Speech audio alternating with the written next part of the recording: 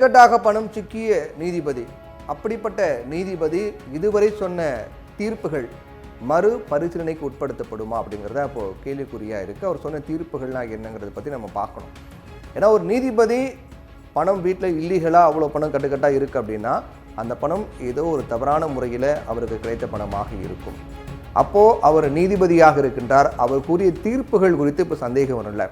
அப்போ இதுக்கு முன்னாடி சொன்ன தீர்ப்பு எல்லாமே அவர் காசு வாங்கிட்டு சொன்னாரா, அந்த காசு எப்படி அவருக்கு வந்தது அப்படிங்கிற மாதிரி நிறைய கேள்வி வரும் இல்லையா? அப்படிப்பட்ட அந்த பணம் கட்டுக்கட்டாக வீட்டில் இருந்த அந்த வழக்கில் சிக்கிய நீதிபதி இதுக்கு முன்னாடி சொன்ன தீர்ப்புகள்லாம் என்ன, அந்த தீர்ப்புகள் என்னவாகுங்கிற கேள்வியும் இப்போ வருது இல்லையா?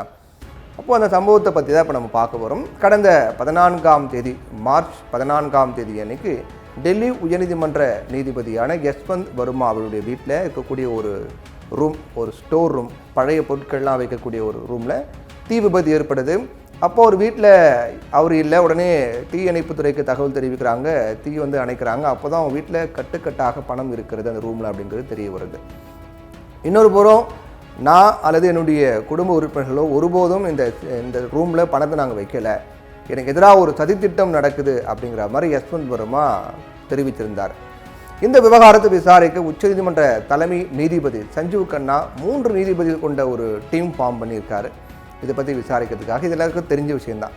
அப்புறம் நீதிபதி யஷ்வந்த் வர்மாவுக்கு கொஞ்ச காலத்துக்கு எந்த ஒரு நீதித்துறை பொறுப்பும் வழங்கக்கூடாது, கொஞ்சம் அப்படியே ஹோல்ட் பண்ணி வைங்க அப்படிங்கிறது சொல்லியிருக்காங்க. இப்போ நீதிபதி வர்மாவை டெல்லியில் இருந்து நீக்கி அலகாபாத் உயர்நீதிமன்றத்துக்கு மாற்றினாங்க.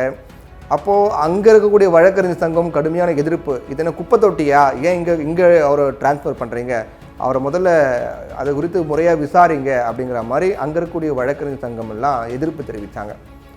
இப்படிப்பட்ட ஒரு சர்ச்சைக்குள்ளான இந்த நிகழ்வு இப்போது நீதிபதி இந்த மாதிரி சர்ச்சைக்குள்ளே மாட்டியிருக்காரு. அவர் சொன்ன தீர்ப்பு என்ன, அந்த தீர்ப்பு என்னவாகுங்கிறத பற்றி நம்ம பார்க்கலாம். நீதிபதி யஷ்வந்த் வர்மா இன்று நேற்றல்ல 30 ஆண்டுகளுக்கு மேலாக சட்டத்துறையில் ஒரு எக்ஸ்பீரியன்ஸான பர்சன். ஆகஸ்ட் 8ஆம் தேதி 1992ஆம் ஆண்டு அன்னைக்கு வழக்கறிஞராக அவர் பணியை தொடங்குகிறார்.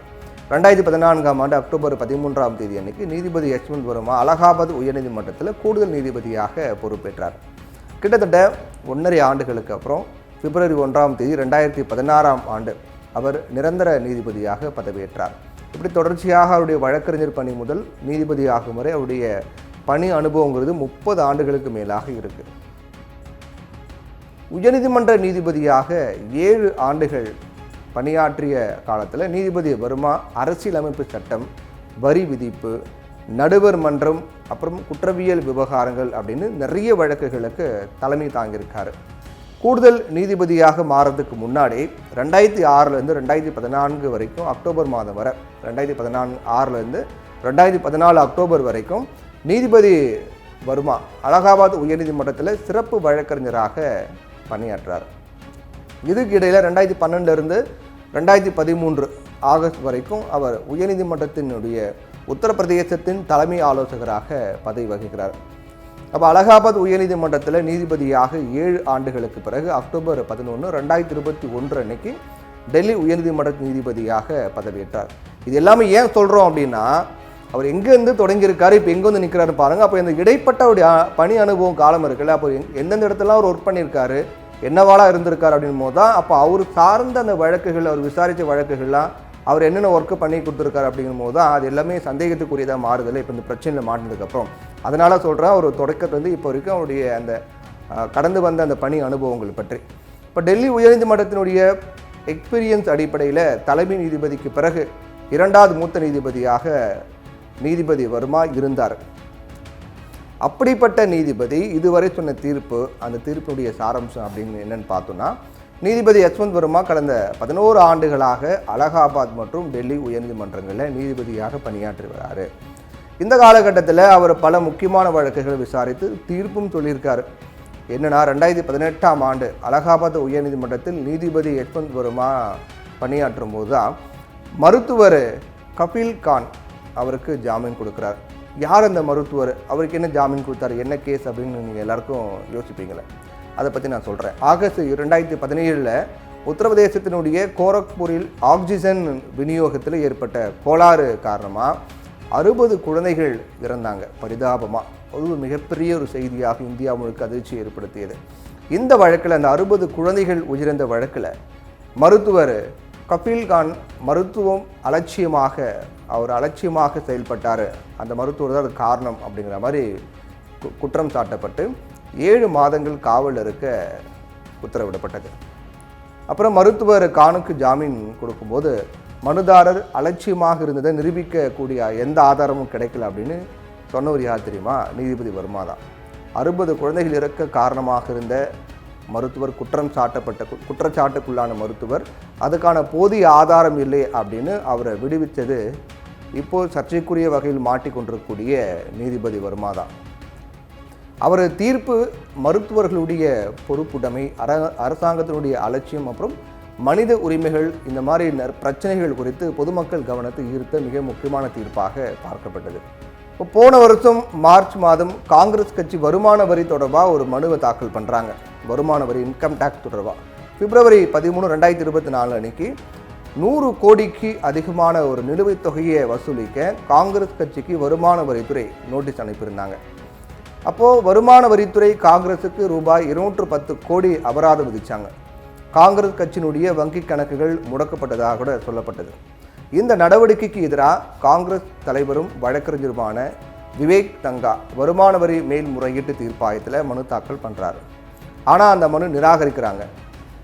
அதற்கு பிறகு என்ன நடக்குது? காங்கிரஸ் டெல்லி உயர்நீதிமன்றத்தின் கதவுகளை தட்டுறாங்க. இந்த வழக்கை யார் விசாரிக்கிறாங்க தெரியுமா?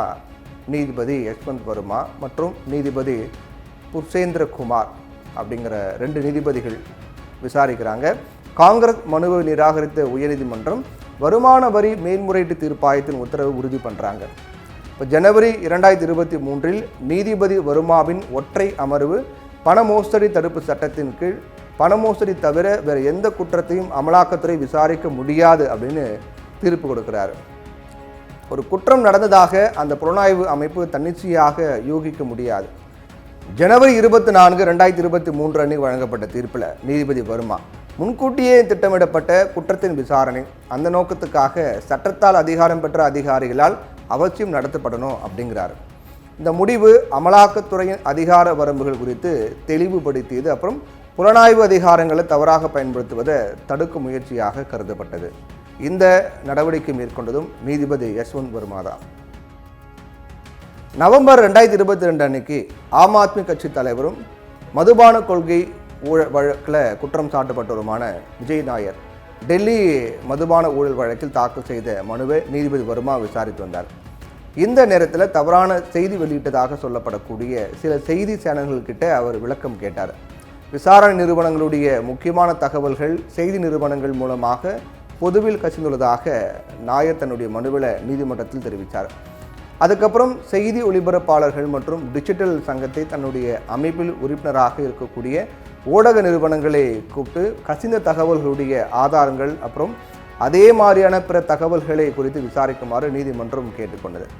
ஜூலை 2022 நீதிபதி வர்மா மத்திய நுகர்வோர் பாதுகாப்பு ஆணையத்தின் வழிகாட்டுதல்களை இடைநிறுத்தி வச்சிருந்தார். இந்த வழிகாட்டுதல்களுடைய உணவகங்களும் ஹோட்டல்களும் பில்லில் தங்களுக்கென சேவை கட்டணத்தை சேர்க்கக்கூடாது அப்படின்னும் வேறு எந்த பெயர்லையும் சேவை கட்டணம் வசூலிக்கக்கூடாது அப்படின்னும் சொல்லப்பட்டது. ஜூலை 2022 நீதிபதி வர்மா மத்திய நுகர்வோர் பாதுகாப்பு ஆணையத்தின் வழிகாட்டுதல்களை இடைநிறுத்தி வச்சார். அந்த வழிகாட்டுதல்களில் உணவகங்கள் ஹோட்டல்களில் பில் இருக்கக்கூடிய தங்களுக்கென சேவை கட்டணத்தை சேர்க்கக்கூடாது அப்படின்னும் வேறு எந்த பெயர்லையும் சேவை கட்டணம் வசூலிக்கக்கூடாது அப்படின்னும் சொல்லப்பட்டது. இந்த உத்தரவுகளை எதிர்த்து இந்திய தேசிய உணவக சங்கம் மற்றும் இந்திய ஹோட்டல் மற்றும் உணவக சங்க கூட்டமைப்பு தாக்கல் செய்த மனுக்களை நீதிபதி வர்மா விசாரித்தார். அத்தகைய சேவை கட்டணங்களை மெனுவில் முக்கியமானதாக காட்டப்பட வேண்டும் அப்படின்னு நீதிபதி வர்மா சொன்னார். இப்போ நான் சொன்னது எல்லாமே சர்ச்சைக்குள்ளான நீதிபதி யஷ்வந்த் வர்மா சொன்ன தீர்ப்புகள், அவர் ஹேண்டில் பண்ண அந்த விசாரணை, அதை பற்றி நம்ம முழுமையாக பார்த்தோம். இது எல்லாமே நீதிபதி வர்மா சொன்ன தீர்ப்பு தான். இப்போ என்ன கேள்வி வரும்? ஏற்கனவே அலகாபாத் உயர்நீதிமன்ற வழக்கறிஞர் சங்கம் ஒரு கோரிக்கை முன் வச்சிருந்தாங்க. இதுவரையிலும் நீதிபதி வர்மா தெரிவித்த தீர்ப்புகள் மறுபரிசீலனைக்கு உட்படுத்த வேண்டும். அவங்கள பல முக்கியமான நபர்கள் கூட இந்த கோரிக்கை வைத்தாங்க. அலகாபாத் உயர்நீதிமன்ற வழக்கறிஞர் சங்கம் என்ன கோரிக்கை வைத்தாங்கன்னா, எங்கள் அலகாபாத் நீதிமன்றத்துக்குள்ளே அவர் கொண்டு வரக்கூடாது, அவர் முறையாக விசாரணை பண்ணணும் அப்படிங்கிற கோரிக்கை வைத்தாங்க.